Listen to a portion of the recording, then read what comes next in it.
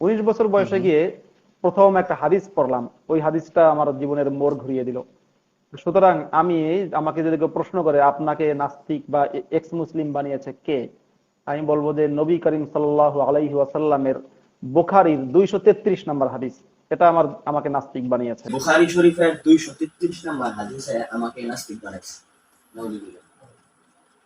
কেমন লোকে বলতে জানেন? লোকটা মাওলানা মুফতি ছিল, মসজিদের মধ্যে 5 বছর না 7 বছর ওরা ইমামতিও করছে। এই লোকে কইতেছে যে বুখারী শরীফের 233 নম্বর হাদিসে আমার নাস্তিক বানাইছে। তার মানে বুখারী শরীফের 233 নম্বর যে হাদিসটা বর্ণনা করা হইলো, এই হাদিসের মধ্যে তার বর্ণনা অনুযায়ী বোঝাইতেছে সে কোনো একটা সমস্যা গরমিল পাইছে নাকি। এই বিষয়টা আজকে আলোচনা করি যে বুখারী শরীফের 233 নম্বর হাদিসের মধ্যে রাসূলুল্লাহ সাল্লাল্লাহু আলাইহি ওয়াসাল্লাম আসলে কি বলছেন। এই হাদিসে রাসূল বলেন, কদিমা আন আনাস রাদিয়াল্লাহু তাআলা আনহু قال কদিমা উনাসুন মিন উকলিন ওয়া উরাইনাতা। হযরত আনাস ইবনে মালিক রাদিয়াল্লাহু তাআলা আনহু এই হাদিসটা বর্ণনা করেছেন, যে হাদিস নিয়ে এই নাস্তিকের দ্বন্দ্ব। এমন একজন রাবী, এমন একজন সাহাবী, যে সাহাবী হাদিসের কিতাবগুলিতে 5,500-এর উপরে হাদিস বর্ণনা করছে। এই আনাস ইবনে মালিক রাদিয়াল্লাহু তাআলা তিনি বলেন যে মদিনাতে তখন দুইটা গোত্র ছিল, একটা হলো উকুল গোত্র আর একটা হলো উরাইনা। তো এরা মদিনাতে আসছে, মুসলমান হয়ে মদিনাতে রাসূলের কাছে আসছে। আসার পরে হঠাৎ করে এখানে অসুস্থ হয়ে গেছে, এমন অসুস্থ যেই রোগের কোনো চিকিৎসা পাওয়া যেতেছে না। فأمرهم النبي صلى الله عليه وسلم بلقاء أن يشربوا من أبوالها وألبانها فانطلقوا। হুজুর সাল্লাল্লাহু আলাইহি ওয়াসাল্লাম তাদের সুস্থতার জন্য, তারা যেন ভালো হয়ে যায়, সুস্থ হয়ে যায়, এই জন্য তাদেরকে আদেশ দিয়েছেন যে যাও তোমরা যে সমস্ত সৎকার উট আছে এই উট গুলো পেশাবো পান করো, আবার দুধও পান করো। রাসূলের আদেশ পাইয়া ফালাম্মা সাহহু ক্বাতালু রাইয়ান নবী সাল্লাল্লাহু আলাইহি ওয়াসাল্লাম, তারা তো এগুলো খাইছে, খাওয়ার পরে সুস্থ হয়ে গেল। সুস্থ হওয়ার পরে যখন ভালো হয়ে গেছে, এখন তো শরীরের মধ্যে তেজ আইছে, আবার পরে হুজুর সাল্লাল্লাহু আলাইহি সাল্লামের যে রয়া বলা হয়, বারাখাল বলতে পারেন, সওয়ারি বলতে পারেন, সহসর বলতে পারেন, এই লোকটারে যারারে রাসূল ওষুধ বলে দিল যে এটা খালি সুস্থ হয়ে যাবে, রাসূলের এই রয়কে ওই ব্যক্তিরা আয়সা হত্যা করে ফেলছে। নাউযুবিল্লাহ। ওয়াস্তাকুন নামা ফাজাউল খাবারু ফি আউয়ালিন নাহার। রাসূলের এই লোকটাকে তারা হত্যা করার পরে ওই সৎকার যে উটগুলো দিছিল, এই সবগুলো উটও তারা লয়ে গেছে, মানে হাঁকা হাঁকা তাদের দিকে নিয়ে গেছে। তখন খবরটা একদম সকাল সকালে তাড়াতাড়ি রাসূলের কাছে পৌঁছে গেছে যে তারা তো এরকম কাজ করছে যাদেরকে আপনি সুস্থ করছিলেন। তো ফালাম্মা ইরতাফা নাহারু জি আবিহিম, এই খবর সকালে পৌঁছাইলে তাদের খুঁজে আনতে আনতে সময়টা দুপুরে করাইছে। তখন তাদেরকে ডাইকে আইনা রাসূল আদেশ দিলেন, ফা আমারা কাতা আইদিয়াহুম ওয়া আরজুলাহুম ওয়া সুমিরাত আয়ুনুহুম ওয়া আলকু ফিল হাররা, যে এরা যে অপরাধ করছে এদেরকে দইরা এদের হাতগুলো কাটতে দেও, এদের পাও কাটতে দেও। এই আদেশটা কেটে দিছে, রাসূলে দিছে। তারপরে বলল যে এদের চোখের মধ্যে আগুনটা পুড়ে, আগুনের শলাকাটা পুড়ে যে দুইটা চোখ আছে এটি উগড়ে ফেলাও, এবং গরম উত্তপ্ত মরুভূমির মধ্যে পাথর দিয়ে এদেরকে টানো।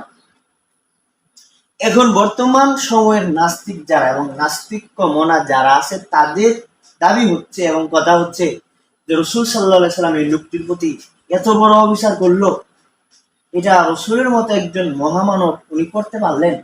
বললো যে এদের হাতও কাটতে দেও, পাও কাটতে দেও, চোখগুলা পর্যন্ত আগুনের শলাকাটা উড়ায় ফেলাও, ঠিক আছে না? তারপরে তাদেরকে গরম মাটি, উত্তপ্ত মাটির মধ্যে এদেরকে নিয়ে টানো।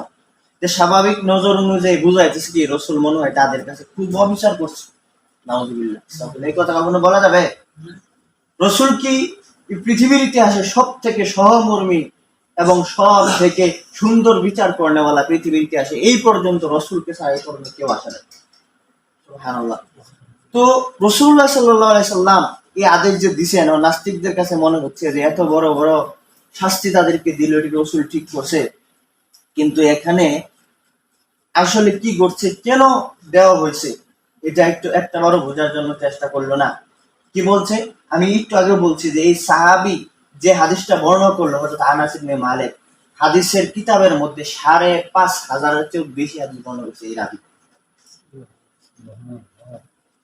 তারপরে কি হইলো যে এই হাদিসের আরেকটা রাবি ক্বালা আবু কিলাবাতা ফাহাউলাই সারাকু ওয়া কাতালু ওয়া কাফারু বাদা ঈমানিহিম। তাদেরকে রাসূল কেন শাস্তি দিয়েছেন, এখন দেখেন যে সারাকু, যাদেরকে মরণাপন্ন অবস্থায় মরে যায়, লোকগুলো চিকিৎসা না পারে, তাদেরকে রাসূল কি করলেন, ভালো করলেন চিকিৎসা দিয়া। তারা ভালো হয়ে সমস্ত সৎকার উডল হয়ে গেল, রাসূলের রয়কে তারা হত্যাও করলো। শুধু হত্যাই করেন না, সারাকু, তারা চুরি করছে, ওয়া কাফারু বাদা ঈমানিহিম, এবং ঈমান আনার পরে কুফরি করছে, ওয়া কাতালু, একজনকে হত্যা করছে, ওয়া হারাবুল্লাহ ওয়া রাসূলাহু। এখন অপরাধ যে তারা ৪টা-৫টা করলো, সবগুলোর শাস্তি যদি তাদেরকে দেওয়া হয়, তাহলে শাস্তি যেটি দিচ্ছে এটি কম হয়েছে না আর বেশি লাগবে? এদেরকে ডাইরেক্ট মারা ফেলানো ছাড়া উপায় আছে? এক নম্বর হলো সারাকু, যদি কেউ চুরি করে ইসলামী শুরু অনুযায়ী তার হাতও কাটতে দেবে, পাও কাটতে দেবে, নাকি তার রসুলকে এর উল্টাটা করছে না। তারপর হয়েছে ওয়া কাতালু, কেউ যদি কেউ হত্যা করে, তাহলে শরীয়তের বিচার কি? শরীয়তের বিচার হলো তাহলে যে হত্যা করছে হত্যার বদলে হত্যা, তো সেই হিসাবে রসুল কি তাদেরকে হত্যা করছে? তাহলে বিচারে প্রয়োজন একটু স্বীকৃতি করে নাই। তারপরে বলছে ওয়া কাফারু বাদা ঈমানিহিম, ঈমান আনলো, ঈমান আনার পরে সুস্থ হয়ে এখন তারা শরীরে তেল হয়েছে, এখন তারা আবার কুফর হয়ে গেছে। তাহলে এই হিসাবে তারা কি মুরতাদ হয়েছে না? ইসলামী মুরতাদের শাস্তি কি? যে মুরতাদ হয়ে যাবে তাকে সাথে সাথে কতল করে দেবে। কই রাসূল তো তাদেরকে কতল করলেন না, বলছেন না ওয়া হারাবুল্লাহ ওয়া রাসূলাহু, তারা আল্লাহ এবং আল্লাহর রাসূলের বিরুদ্ধে যুদ্ধ ঘোষণা করছে। নাউযুবিল্লাহ কইলেন না? কত বড় অপরাধী! রাসূলুল্লাহ সাল্লাল্লাহু আলাইহি সাল্লামের সাথে যারা এই পর্যন্ত বেয়াদবি করেছে রাসূলের শানে, এই পর্যন্ত পৃথিবীতে কেউ রক্ষা পায় না। বাংলাদেশের ছোট ছোট কয়েকদিন পরে পরে এক একটা নাস্তিক বের হয়, যে জবি শিক্ষার্থীরা কয়েকদিন আগে দেখলাম রাসূলুল্লাহ সাল্লাল্লাহু আলাইহি সাল্লামের শানে কটূক্তি করে। কত বড় বেয়াদব হইতে পারে এরা, চিন্তা করতে পারেন? মক্কা বিজয়ের পরে রাসূলুল্লাহ সাল্লাল্লাহু আলাইহি সাল্লাম এর কাছে খবর দিল যে হুজুর, আপনার নামে যে একজন মিথ্যা বলতো, আপনার নামে বানোয়াট কথা বলতো, এখন তো মক্কা বিজয় হয়ে গেছে, এখন সে কাবার গিলাফ ধরে চিৎকার করে কাঁদতেছে। রাসূল বলছেন যে আমার নামে মিথ্যা কটূক্তি দিবে, যে আমার শানে বেয়াদবি করবে, সে কাবার গিলাফ জন্য দুনিয়ার যেটা মন চায় সেটা ধরুক, তার কোনো ক্ষমা নাই, তারা ওখান থেকে ধরে আনো, আইনা আর হত্যা করো। তাহলে আজকে আমাদের ইমানের শীতলতার কারণে আমাদের চোখের সামনে অমুক শিক্ষার্থীরা, অমুক কলেজের ছাত্ররা, অমুক ইউনিভার্সিটির ছাত্ররা রাসূলের সামনে বেয়াদবি করে, আর আমরা খবর রাখি না, বিচার করি না। এদের বিচার একটাই, এদের গলার শৈলের মধ্যে কোনো কল্লা থাকতে পারবে যে রাসূলের সামনে বেয়াদবি করে। তাহলে সে যে দাবি তুললো রাসূলের প্রতি, তাহলে কি রাসূল তাদের প্রতি অবিচার করছে না, বিচার আরো শিথিল করছে? তাহলে মানুষ বড় আলেম হয়ে যেতে পারে, ৮ বছর ৯ বছর ইমামতি করতে পারে, কিন্তু ইসলাম এবং এইসব বিষয়ের সঠিক ব্যাখ্যা বিশ্লেষণ বুঝতে অনেক বিষয়, অনেক মাহারত এবং প্রয়োজন পড়ে। ঠিক আছে, নিজের যোগ্যতা বলে ফালতু খালি কথা বললে সিটিং বিটিং যারা করবো, ঠিক আছে, এরা সময় দেখা যাবে নাস্তিক হয়ে যাবো। তাদের ভিতরে জানার জন্য যা যা বিষয় দরকার সবই আছে, কিন্তু কি নাই, এদের ভিতরে আল্লাহ প্রদত্ত যে ইলমে লাদুনি আছে না, যার কারণে তারা পথভ্রষ্ট হয়ে যাচ্ছে।